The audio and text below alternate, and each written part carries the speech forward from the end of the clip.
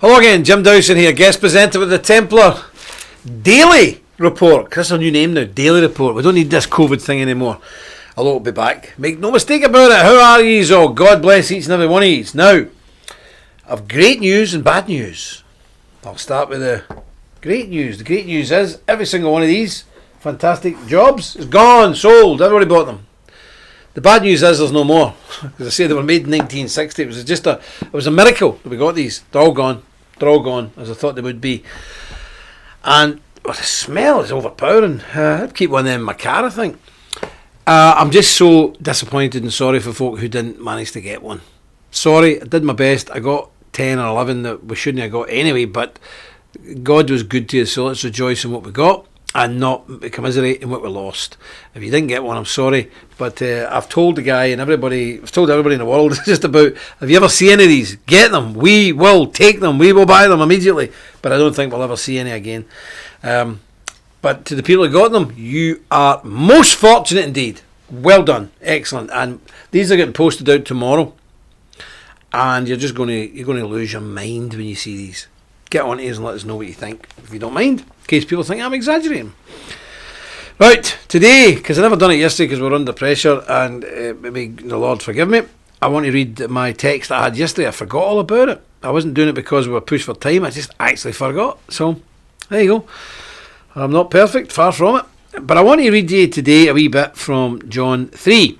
John 3, and I'm starting from, where am I starting from actually? 19. Okay, 19. And this is the words of the Lord, remember. And this is the condemnation, that light has come into the world, and men love darkness rather than light, because their deeds were evil. For everyone that doeth evil hateth the light, neither cometh to the light, lest his deeds should be reproved. But he that doth truth cometh to the light, and his deeds may be made manifest, that they are wrought in God. So, simple message: those who do evil and evildoers and wicked men, they hate the light, they scuttle away into the darkness. But those who do good love the light, because when the light shines upon the goodness they do, it reflects on the glory of God the Father. And that leads me into the story, actually. Oh, remember, like the video, click subscribe, press the bell, comment below. That leads me into the story. And this is a story about the big tech companies hiding us, putting us in the dark again, because they don't like it, because we bring things to the light. There's a spiritual dimension to the Facebook bans, the Google shadow bans, and all of this stuff. There's a spiritual dimension there. You've just read it there. Evildoers do not like the light, so what they do is they flee from the light and they try and turn the lights off. We are the light. And not just us, many other good people who have got, Facebooks and Googles and YouTubes, and they're all getting switched off because the evildoers don't want the light to shine upon the wickedness and the evilness of what's going on in this world, so they're trying to turn the lights off. But I've got news for them. They'll never turn the light off, because the light is the light of God the Father, and they cannot turn it off. Yes, they can dim it for a wee while. Yes, they can throw a blanket over it. But listen, my friend, the faith, the one true faith, the faith of our fathers has been here for 2,000 years, a lot longer than Facebook, and it'll be here a lot longer after. Nobody can even remember Facebook or Google or YouTube. We, the faith and the faithful, shall remain. Long after the worms have ate Zuckerberg and Elon Musk and all these other boys, they'll all be dust, and they'll have been dealt with by God by then. So, wouldn't like to be in their shoes. But let's get into this story. This is from America. Google hides conservative and alt media websites from search results for hours. Google excluded major conservative and alt-right media outlets from its search results for hours, hiding hits for sites like Breitbart and Red State, even in searches from outlets' names, only to mysteriously revert to normal later. So we don't know what they're up to. Probably some precursor for another purge. Is there anybody even left on social media now? It's unbelievable. I'm amazed we're here, but is anybody even left? Breitbart, I don't like them anyway. No, the guy who runs it in Britain's a real treacherous snake, and certainly not right-wing or a patriot or a Christian. He's very anti all of these things. Don't know why he got a job there. Bizarre. Conservative sites were in a panic on Tuesday morning, reporting they seem to have been blacklisted from Google. What do you mean a panic? They switched us off completely, cancelled all our standing orders and our payments, knocked us out for about £100,000 a month, which had quite a big impact on the Templar organisation worldwide. It didn't really, it hurt. But when I hit my finger with a hammer, it hurts. It doesn't kill me. So these people, these pathetic attacks they do on us are nonsense. But what worries me is conservatives are in a panic. You don't get in a panic. You don't get in a panic because the lefties are after you. Do you expect it? It's one of those things. You roll with the punches, my friends. Roll with the punches. But of course, they're dependent on these finances for their own pockets, a lot of these conservative sites. And I've got to say that, and I don't like saying it, but it's true. A lot of conservative sites and alt-right sites and all these people that people follow, they're doing it for themselves. The money goes in the pocket. Imagine if I was sitting here doing this every day and all the money we're raising through Bible sales and swords and weapons, that was all going into my pocket. It'd be completely ridiculous and immoral. Well, that's what's happening with these guys. They're not out building, digging wells and doing stuff and bringing non-lethal military equipment to people in war zones or supplying advisors to organisations and parties across the world and trying to make the right-wing Christians all they can be. That's what we do, and that will cost money. And when we go away anywhere, for example, we stay in people's houses, or we stay in B&Bs, boarding houses. We don't stay in fancy hotels. We don't do anything like that. We travel the cheapest way possible, and we stay in the cheapest accommodation we can get. And that's how we do it. And people say to me, Jim, you're quite well known, and you've got a bit of kudos. I've got nothing. I'm only a servant of God, and people have booked me into big high-class hotels, the best in the town, and I've said I'm not staying here. I'm booking, save your money, get your money back. I'm not staying here. Not because I'm trying to do some sort of false piousness. A lot it's because I'm a Scotsman, and we're notoriously tight and careful with money, especially God's money. You can waste your own money all you want, that's up to you. Still immoral. But when you're dealing with God's money, and that's what the Templar Order is, and everything that comes in through these things, and everything you put in here, is for the work. It's not for me, it's not for the techie guy. Yes, we pay people a pittance, a ridiculous sum of money for the skills they've got, because they've got to eat and they've got to feed their babies. But it really is a vocational job, it's not a job to get rich. So these right-wing sites do panic, because that's their income, that's their money, that's their huge salaries, and people like Jordan Peterson and all these guys, they're making a fortune. Red Ice, all these guys, they're making a fortune, or they were making a fortune. Lawrence Southern, Brittany Pettibone, Martin Sellner, all of these boys, making a fortune. Alex Jones, multi-million pounds. Look, if you're good at raising money, fair play to you, that's a gift perhaps God has given you. But it's only good if you're using that money for the Lord's work, to further the kingdom, to defend Christians, to fight the good fight. It's not for you. It makes me so angry. It makes me so angry. It's ridiculous. And somebody said to me recently, what kind of car do you drive, Jim? I said, I drive a Jaguar. Yes, it's 12 years old. It's 12 years old. And before that I was driving a van for the last 20 years. A van, because I needed a van to move stuff about and all that. I don't do that. I don't do that these days. So I don't need a van. So after many years, I thought, I want to get a nice car. But it's 12 years old. And in Britain, I know America, that's not really old for a car. In Britain, that's like museum. Because our cars rust away to nothing. So, you have to live a frugal lifestyle if you're doing the Lord's work. And it's not a good witness if people see you living the high life and quaffing caviar and all that. It's not good at all. It's not good at all. But articles and pages published by PJ Media, the Daily Caller, the Blaze, and many other sites were absent from searches from the publication name, replaced by links to Wikipedia and other sites talking about the outlet in question, usually negatively. Yeah, it's always the same. Project Veritas, one of the sites affected by the search blackout, interviewed a Google whistleblower last year who revealed, this is important, that the company has multiple blacklists. Who knew? For both YouTube and regular web search, one of which includes many of the sites that went missing on Tuesday. Well, we went missing, period. Full stop from most places. But let's be honest, who did not know that these people are running blacklists? This is illegal. This is a criminal offence. This is going against us. And this hiding behind we're a company, we can do what we want. That should never be allowed to fly. It is arbitrary, it is biased, and it's interfering in the political discourse of all our countries, and it should be stopped. But look who's behind this. Where do you see these people? Is that picture up, brother? This is the end. Where are we looking at here? This is Google headquarters. Google headquarters. They don't walk downstairs like normal adults. They get down a kiddie slide. I cannot imagine the Grand Prior of this particular priory saying, Mr. Dowson, Brother Dowson, can you come and see me? Can you imagine that taking guy? Can you imagine it? Me sliding down a kiddie slide that we've suddenly erected in the priory and landing in his office?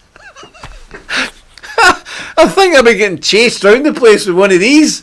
Or that sword would be put somewhere where it shouldn't really go. Utter nonsense. But this is with these adults. So they're not adults. They're men children and women children. They've got these bikes. Look at the colour of the bikes. They're what are they, green and pink and red? I don't know, yellow. In fairness, the headquarters is massive. Maybe the headquarters is massive. You know, a normal bike. They're not children. They're adults. But you see, so on one hand, they're saying they're nice and innocent and fun and all that. But at the same time, they are actively destroying people's lives and organisations by putting this. Look, like a giant gingerbread man. Can you eat that, I wonder? Is it an edible one? No, behind it you've got the Android symbol. All right. What is it? Android symbol behind it. Jelly beans and stuff like that. Full of jelly beans? Yes. Do you think we could ask the Council of Nine to put on jelly beans in the in the priory? I like jelly beans. What a load of nonsense. What a complete...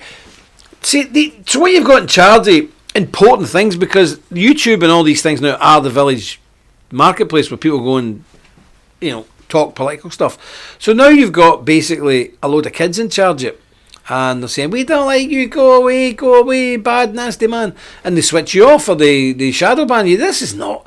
How can we run any society on this basis? And these people are going down slides, eating jelly beans and gingerbread men and wearing funny hats. It's pathetic. It's absolutely... But I can't understand it. Right, let's get in here and see who's in the room today, brother. Let's go up to the top. Let's see who's in here. Oh, is there? Good grief, will be a while doing this. Oh my goodness, I maybe have to go through this very quickly, folks. Ooh. Bert Myers, God bless you. William Petit, good man. Frank Bukovitz, who else have we got? William Petit, I've seen him. EMS Rejuvenation, God bless you. Bert Myers, I've seen there. Who else we got there? Andy, how you doing, Andy, my old friend? Bert Myers, I've seen him. Les Androkovich, God bless you up in Canada there. Malcolm Cook, God bless you, my friend. Ralph Rowley, I'll see him in. Antonio Rebello, God bless you. Lady Roth, I knew she wouldn't let us down. Naomi Ford, I think that was a new one there, wasn't it? Naomi Ford, never seen that name before. Paul Telford, I'm glad you got your package, Paul, good stuff. Alan Cattrall, God bless you, my good, decent friend. John Andrew, yep, how you doing? Nice to see you. Michael B, got it right this time, Michael. Learning. Scott Rash, heard your name was spelt wrong in some certificate, Scott, we'll get it fixed. And it wasn't me. I heard tell that you were slandering me and saying it's probably that Jim that got the spelling wrong. No, it wasn't me. I don't do the certificates for your information, but we'll get it fixed for you, don't worry.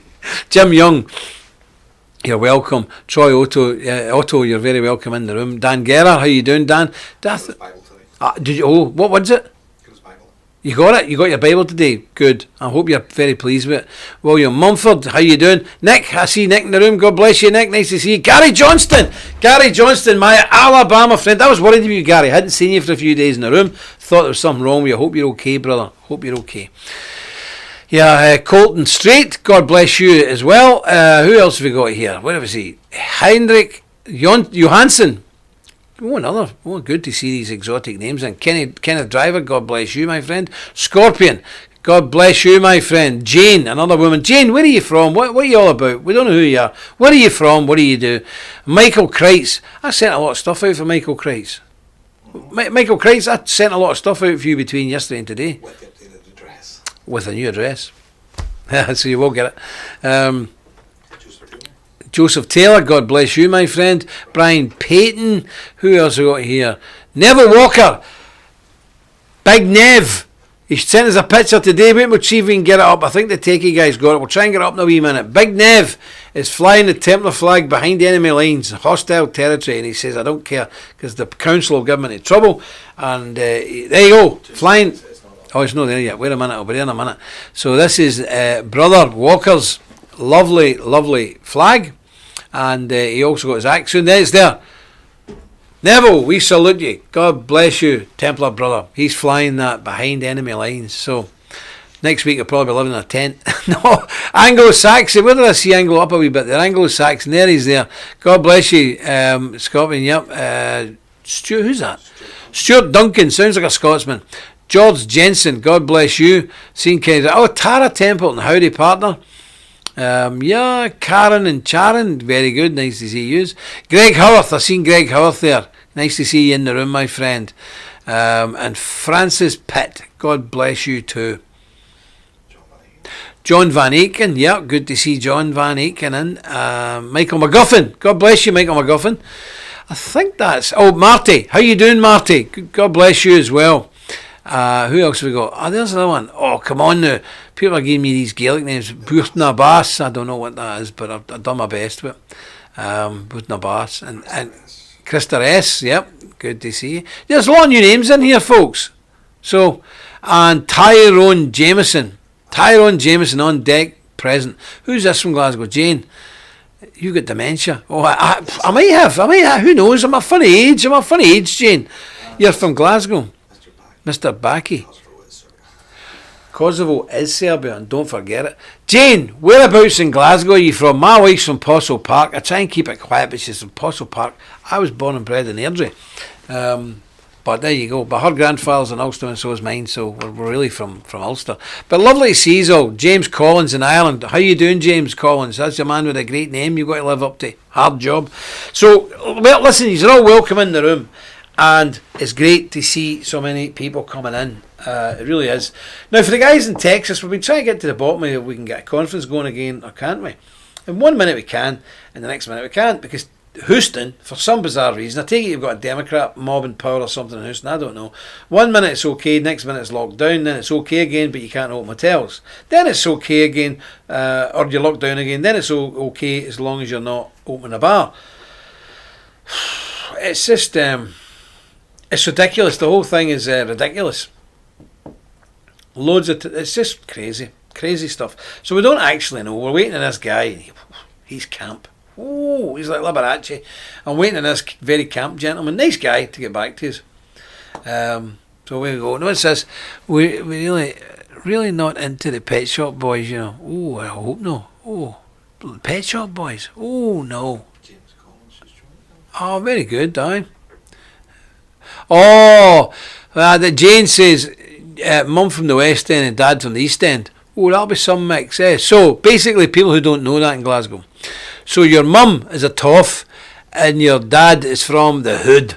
East End. I used to run about East End. Denniston, Carntine, all that stuff. I used to run about East End of Glasgow. Oh, no mean city. Tough old place, I'll tell you. But done me a lot of good because I fear nothing. If you go out boozing in the East End of Glasgow, you can go anywhere.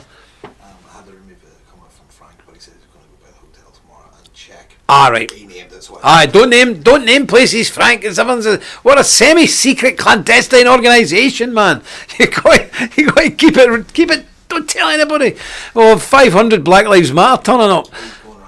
Are you going round to see them, Frank? Good. If you don't mind, just see what on earth is going on with these people. Because I'll tell you what, Frank, be careful. Because on boys a bit. You know what I mean?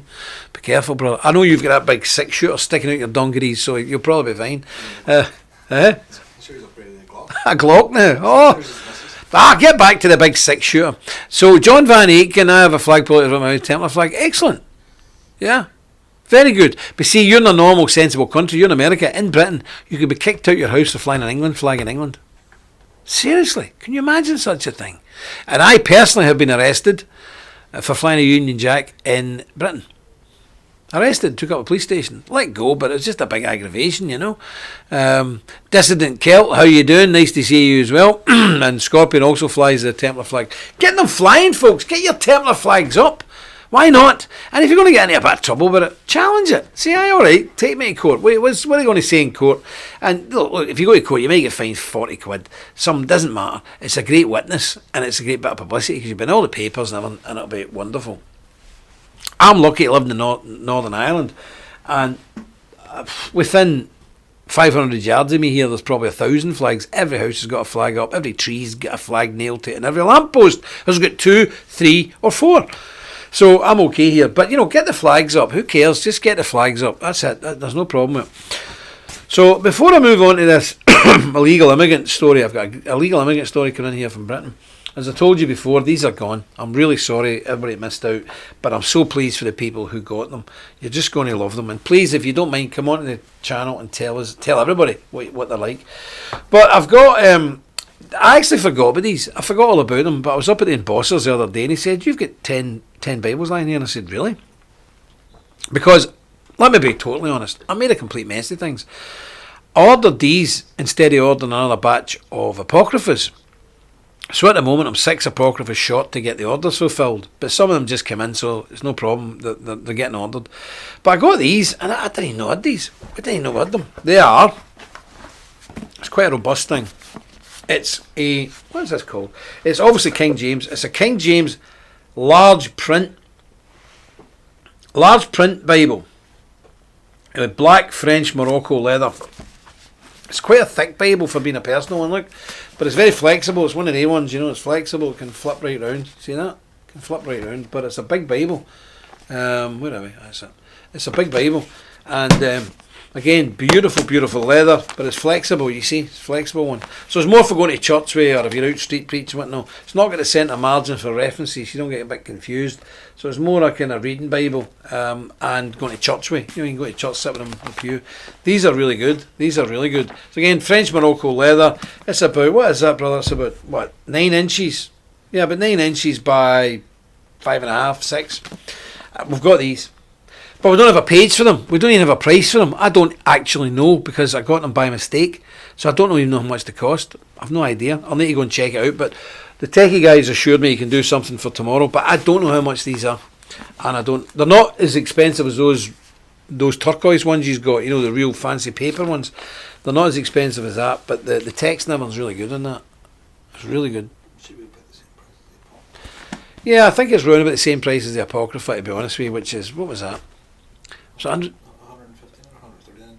We got that one mixed up.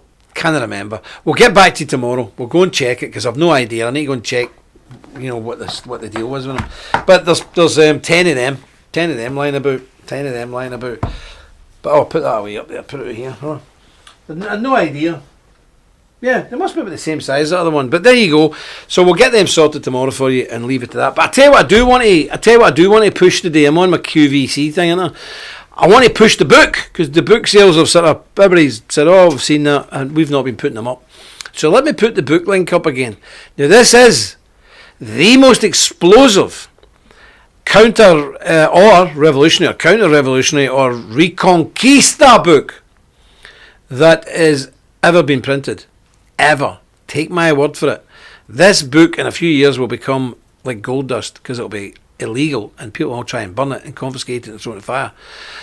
So we have the book, and here we'll get you a picture up. This book is the book for the Reconquista. This is because I believe we've suffered a revolution, so this is a counter-revolutionary book. This is the book of the instructions how to get our country back, or at least how to survive until we're strong enough to get it back. So it is called Deus Vult. God wills it. It's the handbook for the Reconquista and how to survive the Great Replacement. Not just survive it, how to defeat it. So it's a fantastic book. There's nothing like it. It's quite a risky operation. There's 300 and odd pages. There's 16 full colour pages of photographs. Well, you might not be aware of a lot of the work we do, and some of the photos haven't been seen before, so you're getting there. So please, if you haven't already got it, and again, it's available in bulk, so it's like $32 including postage for one, but it's $150 including postage if you buy 10. So you're getting them for a price, because we want you to give these out. We're not making any money on these, we don't want to make any money on them, but we want to get them out. That's why we've cut it to the bone for people, so that they can give them out as gifts. So you can buy one, you can buy 2, 3, 4, or you can buy 10. And that's the cheapest way of doing it. But you do whatever you need to do. But please get one of these for your son, or your brother, or your father, or your uncle, or your workmate, your neighbour, your best pal, your best buddy. It's a book that everybody should have. And in a few years' time, you might be sitting in a bombed out crater reading that book out your haversack. I kid you not. It might sound melodramatic, but I think that's where we're going. So you need 2 books with you in that day. You need the first book, the Holy Bible, God's Word, And that's the far more important book. Don't let go of that. And you should have this book. Because between the two of them, they'll give you the courage, wherewithal, and wisdom to fight the action, a rearguard action if necessary, and take back what is ours. Do you know what else the Weaver saying? What we have, we hold. Now, we might not be able to hold it. We may have to do a tactical retreat. I think we should try and hold it. But if we do a tactical retreat, make sure it is that. Just a tactical retreat, but we're coming back. And we're coming back roaring like lions. You better believe it. You better believe it. Same in Ireland, same in Scotland, same in England, same in Wales, USA, Canada, Australia, New Zealand. We might have to withdraw a wee bit, but we're only going back to get our breath and regroup. And then we're upon you like lions. You know, we've got a song out at the moment that the winter time. This is coming into our winter time. We may have to retreat into the mountains in the snow. But there's one thing for sure: an enemy will never see the spring. They'll never see the spring, because from the glens and the mountains and the valleys we will sweep down upon these oppressors and drive them out and free our people and free our lands from the wicked evildoers. That's for sure. Make no mistake about it. So please get that book, and you will really enjoy it. Right, listen, I want to talk about this now in Britain. Poor old Blighty, poor old Britain. Ireland's getting actually worse, but this is a story from Britain. By the way, have you noticed that? The illegal immigrants, they're not listening to the COVID thing. They're not paying attention to the COVID regulations. They're still out and about. Over 3,000 illegal immigrants have reached the UK in small boats this year. That's incredible considering there's been a lockdown. I can't even get my hair cut. Do you like my haircut? I got it cut today. Haven't had it cut for 3 months. But 3,000 people can sneak in the country. But if I went in to get my hair cut, the poor woman would get put out of business and fined $50,000. And I would probably get arrested and fined $200, whatever it is. But on Tuesday, 159 illegal immigrants, including small children, aboard 13 small vessels were intercepted while they were attempting to cross the English Channel. This was yesterday. 13 small vessels. This is like D-Day in reverse. The migrants, who claim to be Kuwaiti, Iranian, Syrian, Palestinian, Yemeni, Egyptian, Ethiopian, Eritrean, Afghani, Libyan, Sudanese, Moroccan, Turkish and Chad nationals, were brought ashore by the British Border Force at the port of Dover in Kent, according to the BBC. What do you do with this? And why are they bringing them on shore? Tow them back to the shore they left from. Tow them back to France. Because them Frenchies, you know, they're allowing this to happen. And why wouldn't they? And I've got to sympathise with the Frenchies. The French have said, stop giving them benefits and they won't come through France to get to England. We don't give them in, so they want to go to your country. If they didn't have that prize at the end of the road, they wouldn't come. And that's fair comment. But they get to Britain, and American people won't believe this, when they get to Britain, they get a house absolutely immediately, because they are, in law, top priority. Even our elderly or disabled people, they're pushed aside. So they get a house within a few days. They get hundreds and hundreds of pounds per week. $400 or $500 per week, and a free house. Yep. So we get $40 or $60 a week if we're unemployed. They get $200 or $300, and a free house. No wonder they're coming here from Chad and where is this? Eritrea and Ethiopia. No wonder they're flooding out of these places and coming to our country. Look, if I woke up tomorrow morning and all of a sudden there was a place in South America, some Argentina had lost its mind, and they're saying, come here, we'll give you a free apartment within 2 days and we'll give you $5,000 a month, Mr. Dowson. Well, I wouldn't, because I'm busy, man, but I'm sure there would be a lot of people flooding out in Northern Ireland and Dublin. Belfast and Dublin would be empty, because everybody would be on their way to Buenos Aires. They'd all be going, we're off to Argentina. Yo, we're getting all this money in a free house. Of course they would. So you can't blame these migrants in a lot of these cases. It's our stupidity tempting them. Now, I understand the capitalists want people in to be cheap labour. Really, you're going to get a lot of work out of this crowd. Good luck with that. So far this year, over 3,000 migrants on an estimated 230 small dinghies have successfully reached British shores. A yearly record despite being the year only halfway over. And this is compared to 1,800 in the whole of 2019. So we're going to have about 6,000 this year. Last year we had 2,000. Remember, this is the people they're telling you about. This is the people they know about. Our coastline is thousands of miles long. This is just the Dover coastline. So 10 miles in Kent. not the thousands of miles of British coastline. So tens of thousands are pouring in on boats, but other hundreds of thousands are coming in aeroplanes with visitors passes, just saying they're coming here for a holiday and never go back. Millions perhaps.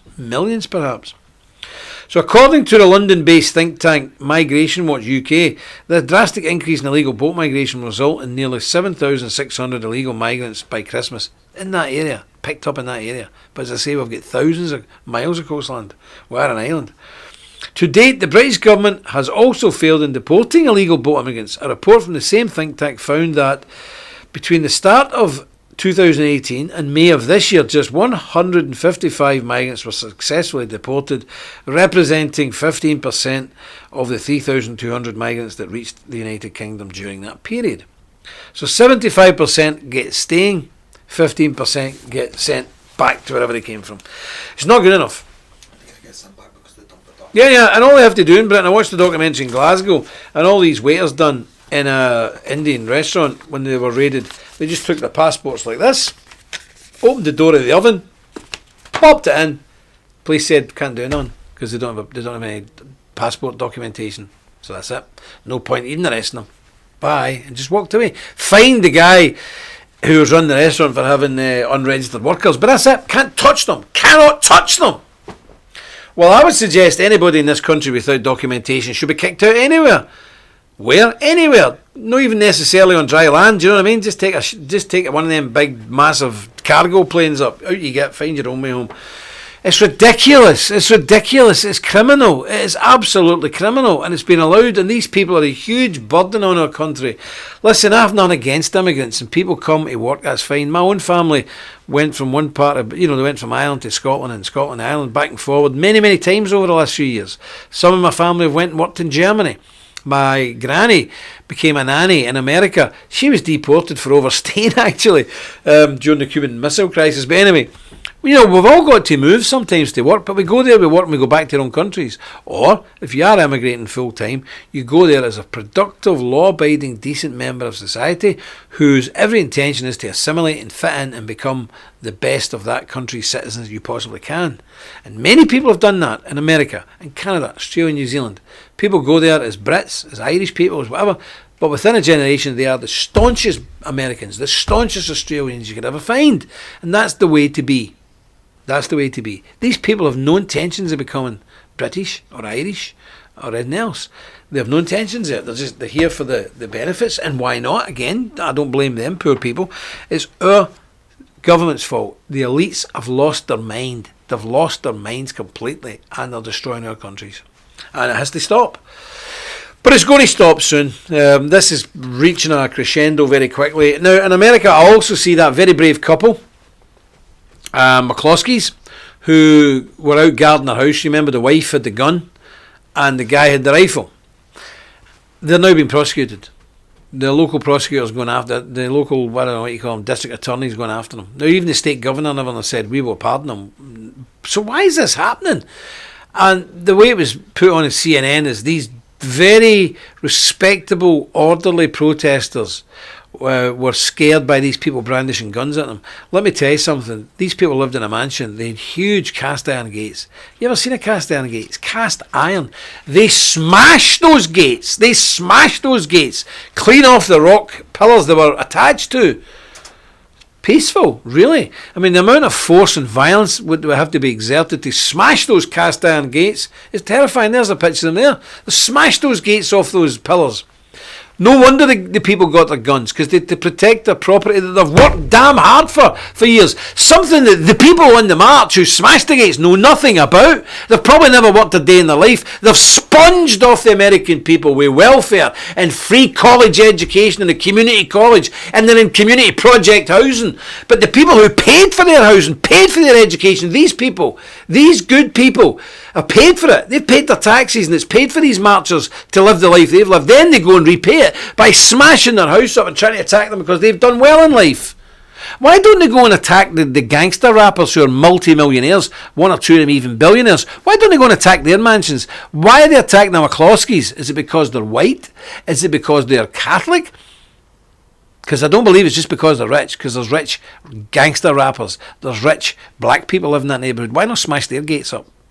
But the whole point of the thing is this: how dare the district attorney take these people and prosecute them? You know, okay, they live in a big fancy house, so what? They've worked hard, and as I say, the taxes they've paid have paid for those marchers to go to community college, to have the welfare hospitals and have the welfare checks. If it wasn't for these people paying their taxes, they wouldn't be on the march, because they wouldn't be alive. They wouldn't have made it. The welfare state allows all sorts of people who really shouldn't have made it to make it, and then what do? They attack the people who have fed them from birth, and probably generational, probably fed and paid for their parents as well. So what we have here is a load of parasites attacking the host. Well, it's not very bright, is it? Because a parasite can only live in a healthy host. If you kill the host, the parasite also dies. But I don't think intellectual brain power is a strong point for these people. I really don't think they would win any Mensa competitions.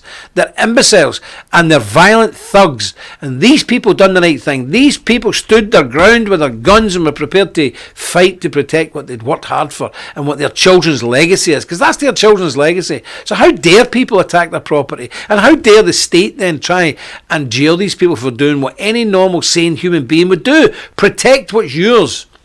So I want to say something, because it's cut and dry here now. People are really separating on this issue. The Templar Order, now I've heard the McCloskeys aren't very nice people. They're a bit bullish. They're always causing trouble in the neighbourhood, always telling people off for their big trees and their bushes, interfering with their property. You know, I know that. So you know the type of people. They're probably a real pain in the butt. But here's the thing. We stand with the McCloskeys, unpleasant as they may be. They are hard-working, decent, patriotic American people who took guns to defend themselves from a very violent, hostile crowd. So I don't care if they're not particularly pleasant and they're not the type of people you'd like to have to a barbecue. It doesn't matter. It's not relevant. We stand with the McCloskeys. That's it. And people can criticise all they want. We don't care if they've got a big house. We don't care if they're snobbish. They done the right thing. They stood with their guns to protect what's theirs. And that's it. And we defend those people because we believe in people being able to pull themselves out of the ghetto and make something of themselves. We believe that people should pull themselves up by their bootstraps. And we believe in personal ownership and property. We are not communists. In fact, you can get the biggest intellectual brain in the world in and make out a formula, and it still wouldn't cover how anti-communist we are. We are foaming at the mouth, fanatical anti-communists, because we've seen what they've done. We've seen what they've done in China. We've seen what they've done in Cambodia, Pol Pot, Khmer Rouge. You remember those, the killing field? Those things. We've seen what Stalin done to the people of Ukraine. We've seen how Stalin killed 15 to 30 million of his own people. We've seen what they do. We know what they do, so we despise communism and the Reds with a vengeance. So we will always back people like the McCloskeys, even if they are a pain in the butt. Always, 100%, every time. I tell you, where is General MacArthur when you need him? Where's MacArthur? Where is he? We need men like that back again in America. And we need people like that to stand up for the wee people. Because look, in the scheme of things, even those McCloskeys who are very wealthy, they're still small people when you're up against the state. We're all small people. Whether you've got 10 million in the bank or $20, we're all minnows compared to the state. So that's why we back these people, because they've done the right thing. And that's it. So everybody should get behind these people. Write to your state legislators and your governors and say, look, we want you. I want you. You're my governor. I want you. You're my representative in the House. I want you to get behind the McCloskeys. Come on now. Let's do it. And get this sorted, because this is outrageous that these people are being hounded. It's the same as the police. The police have been told now to stand down. What's going on, folks? Come on. But rejoice. I think that sign says it all. What does it say? Respect us or expect us. Aye, respect us or expect us. That's them. They're bringing into things. Well, let me tell you something. We don't respect you. And we do expect you. But here's the rub for you, boyos. We've been expecting you for a while, and we're ready for you. We are more than ready for you. So anytime you want to come a-calling, you come a-calling. It'll be the last call you'll ever make. So, bring it on. We don't care. Bring it on. Criminals, we fear them not. We are the Lord's people. We're in God's army and the Lord's battalions. We have no fear of these people whatsoever. So they keep pushing. You ain't going to push too far, and it's going to have to be stopped. So there you go. We want these people backed up. So get right into your local representatives and tell them to back the McCloskeys. Okay, that's all from me. Remember, just get the book. I don't know who's not got the book yet. I think our brother's going to put one last link up. Please get your hands on the book. Dus Vault. It's the book of the Templars, it's the book of the counter-revolution, and it's the book of survival, and it's the book ultimately of victory. So if you haven't got one, get your hands on it, because they're pre-order and we're waiting to get them all out. It's the book of the Reconquista, and these will be rare one day, and it'd be great if you've got one. That's all from me. If the good Lord spares me, I'll see you tomorrow. I'm going to try and have a special guest on. I won't tell you who it is in case I don't get them, but I'm going to try and get a special guest on tomorrow. So until then, remember, stick close to God. You won't go far wrong. Dus Vault.